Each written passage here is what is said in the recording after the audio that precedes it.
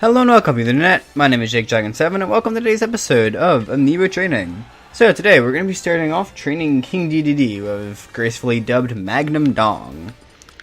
Yeah, very nice. Need a monster condom for the Magnum Dong. Okay, I'll move on from the reference. So real quick, before we get into talking a bit about Dedede, I would like to say two things. One, I'm still open to suggestions for future Amiibo to train. Hopefully the next one I do, actually. So if you have anything, you can leave that down in the comments below. Just pretty much any character, as long as I haven't already trained them. May or may not get chosen, who knows. And secondly, of course, for Dedede, if there are any custom moves you want me to use, you can let me know down there as well. I might possibly change his Inhale and his Jet Hammer. I'm not really too familiar with Dedede's customs, but they seem a bit better than the defaults, so I'll see what happens. Now, getting a bit into Dedede himself.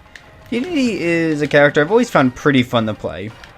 He's never quite been, like, at the top of my, favorite characters, but he's always been fairly high up still. He's definitely one of my favorite heavyweights to play. I don't know if I'd still say he's my favorite, especially because I started liking heavyweights a bit more somewhat recently. It's actually, I think, only the second really heavy character I've done for Amiibo training so far, aside from Ganondorf, of course. So yeah, it's pretty interesting. But yeah, the way he kind of zones and has a lot, I feel like his spacing tools are just slightly better than most of the heavies. It just always made me pretty interested in Dedede, and I feel like he also has more personality than pretty much any character in the game. Just his animations are absolutely incredible. It's, you know, I'm sure at this point, most of them you've probably seen. It's just, still, they're absolutely godlike, so it's always made me find Dedede to be very charming.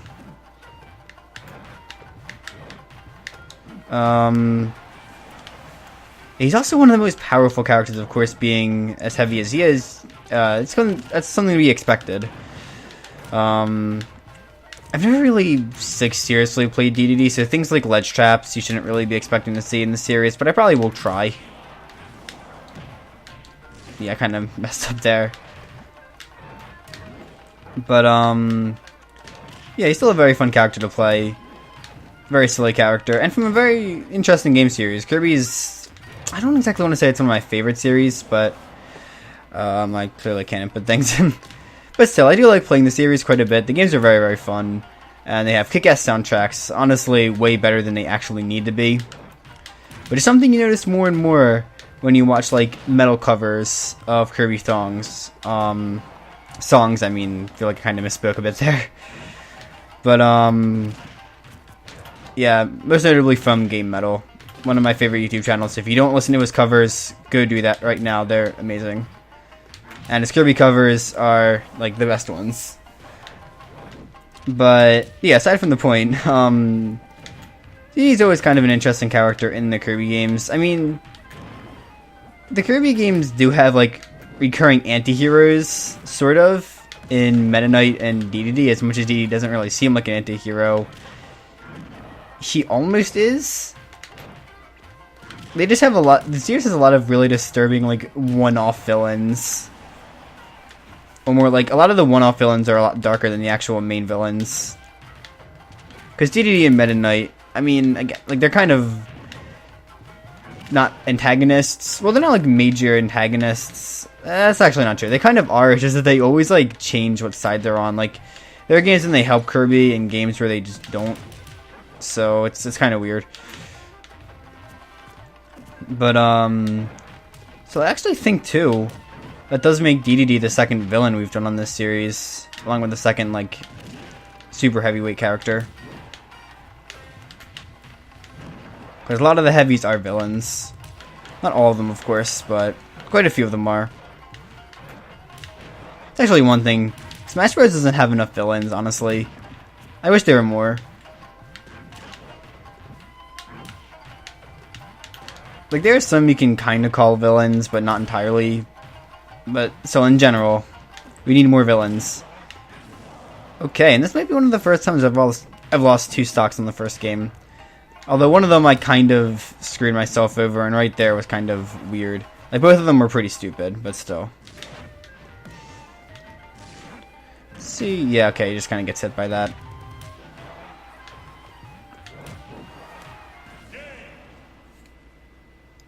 I kind of feel like Zelda would be a good candidate for another villain character.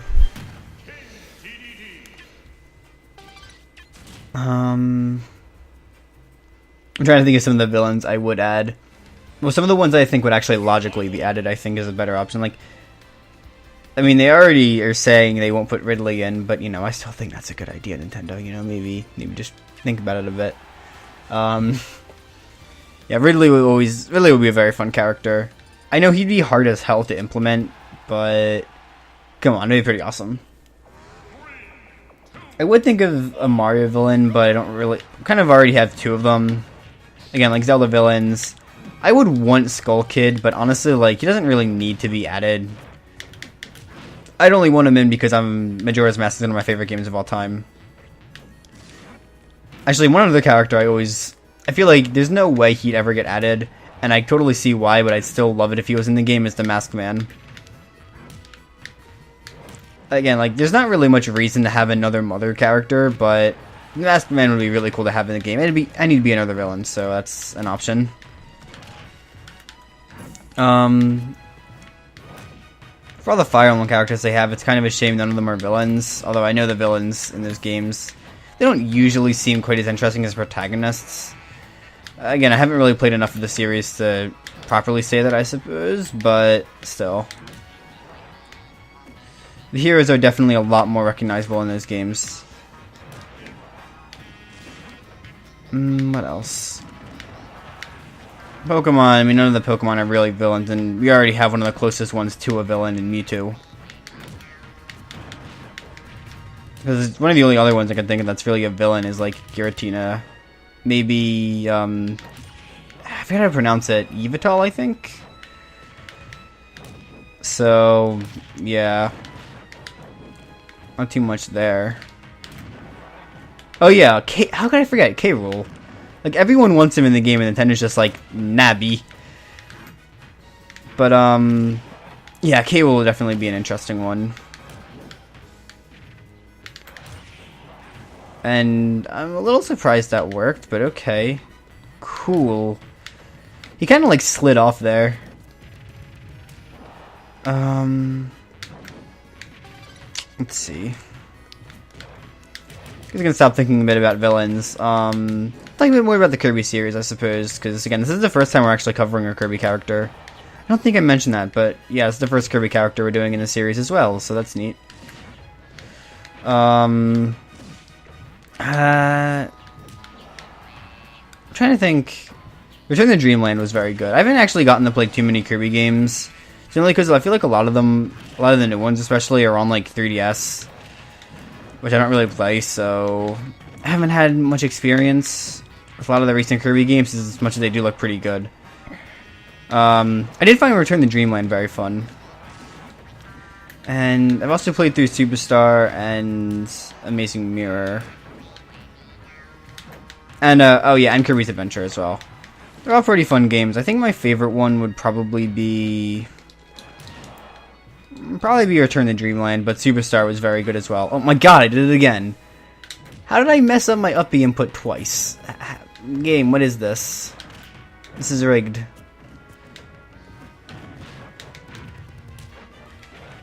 But, come on.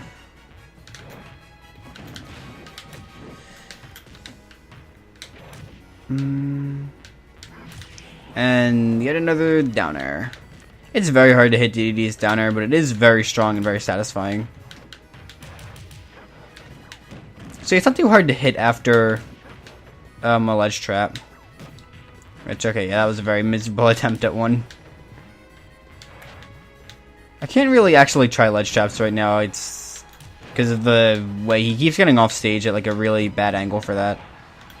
I have actually gotten the Goyo to land on the ledge a couple times in the past. I keep messing up the angles right now, but I've definitely done it before.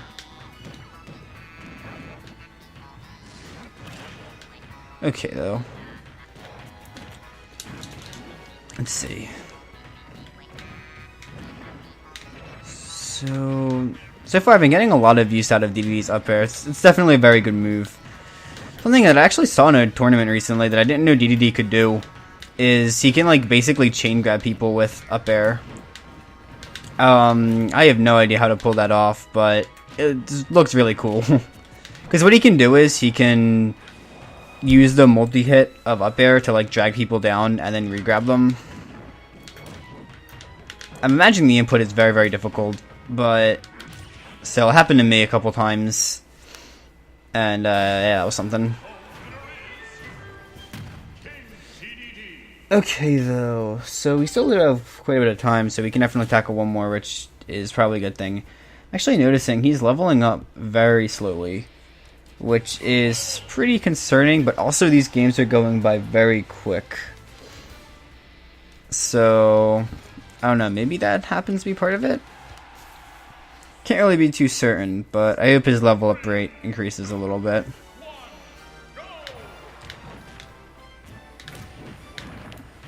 Okay.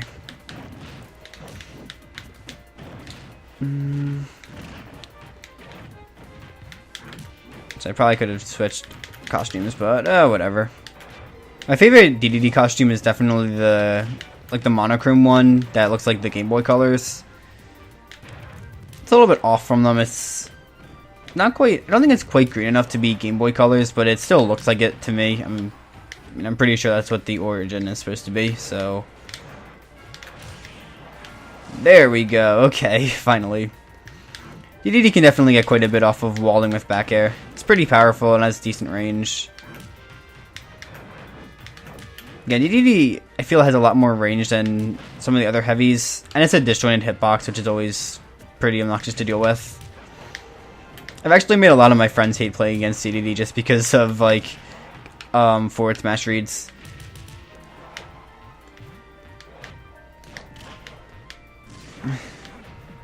I actually didn't have to cancel there, but I didn't really see myself getting angled that much, so I kind of felt like I had to. One. There we go. Okay. I think it would only be the second. I think this is the second time I've hit him with forward smash this video. I probably got more kills with there somehow.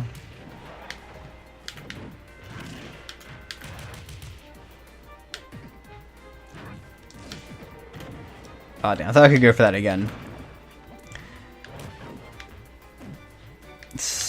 What is that? So what else? Oh god damn it all! Seriously, why do I keep doing that? I am off my game right now. I mean, the forward smash is nice, but I'm definitely off my game.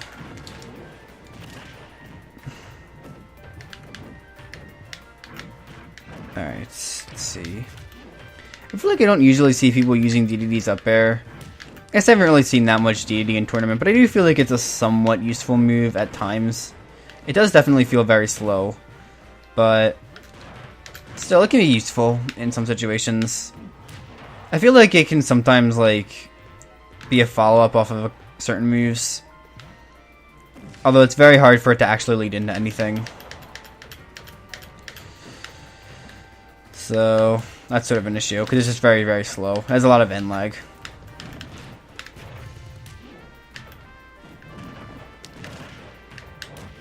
Okay.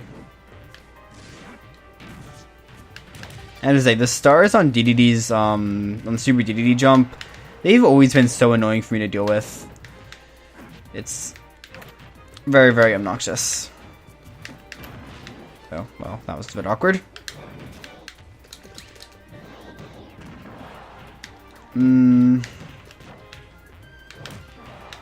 So, yeah.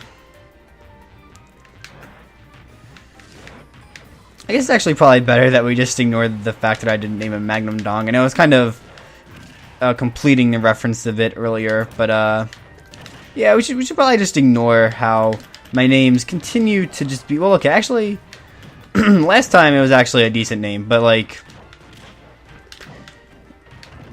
I've been having some very bad names recently. Again, I think Black Mage is actually a pretty good name, but like a lot of the rest of them are just kind of garbage. You're from Meme God 420 to Assassin with $ signs for S's, of course. And now Magnum Dong. The bar continues to get lower and lower. I actually feel like this is slightly raising the bar after Firefax and Meme God, honestly. I think that's somewhat reasonable to say.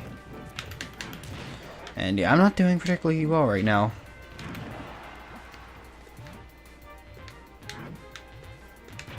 Come on. God, doesn't kill. Alright, come on. There we go, okay.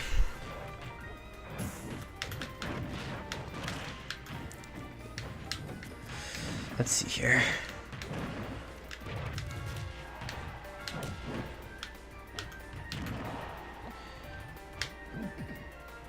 And voila! There we go. I don't think that was a 0 to death, but I'll just pretend that it was because it's cooler that way. See, Mario combos. They take skill. And again, not a 0 to death, I'm pretty sure, but still pretty nifty, I guess. Even though half of that was just me spamming up air. Oh, rage is a fun mechanic.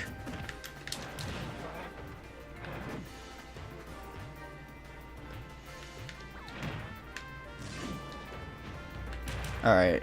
Ooh, the mix-ups. He didn't expect a thing. I wanted that. I really wanted that. I didn't get it. And now I'm sad. Well, I got that, so whatever. That's nifty, I guess. I jumped back because I was actually expecting him to get up attack. I feel like that happens to me a lot on this series. And for once, when I actually read it, he doesn't go for it. It's conspiracy. Oh, okay. Well, that's fun. That's fun. So usually I'd actually end it off right about here, but his level rate seems to be so slow that I actually think I'm going to go for another shorter match. Maybe throw in like an extra 5-stock match after this. No, God. You're supposed to pivot grab, DDD. Okay. Yeah, yeah, I think we're not too far, and I can definitely squeeze in another little 5-stock match and try to normalize this level a little bit more. I'll have to just cut right to it because there were a couple other things I had to look at real quick. But I'm actually very surprised that DDD is leveling up so slowly, though. Again, I think I had a similar problem with Assassin. Black Mage was pretty, like, that was a pretty smooth series. I'd say that was one of the better Amiibo trainings I've had, probably. It was a quality one. I'm hoping Magnum Dong is also pretty quality. I mean, you know, we're off to a good start with the name. Again, I really should just stop pointing it out, but because it's just horrible. You know, he probably could have killed me if he just didn't stop himself, but nope. This weird compulsion to keep stopping himself. Oh man, that was almost amazing. That was almost just amazing.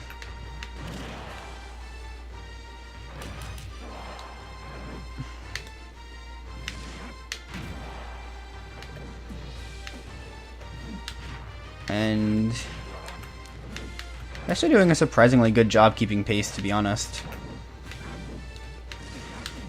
I will say the fact that Dedede is like one of the fastest falling characters in the game is definitely messing with me a bit right now. Oh crap.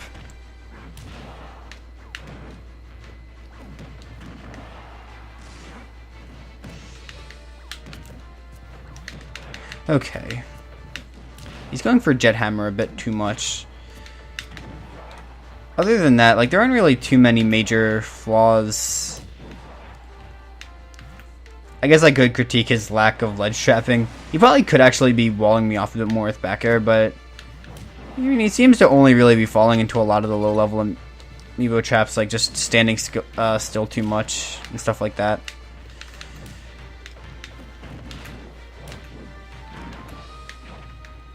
You will say he's keeping me on my toes quite a bit. Well, actually, that would actually be about average for this level. And considering my lack of skill with the character. And, okay, that snipe was just godlike. Come on. Godlike sniping abilities.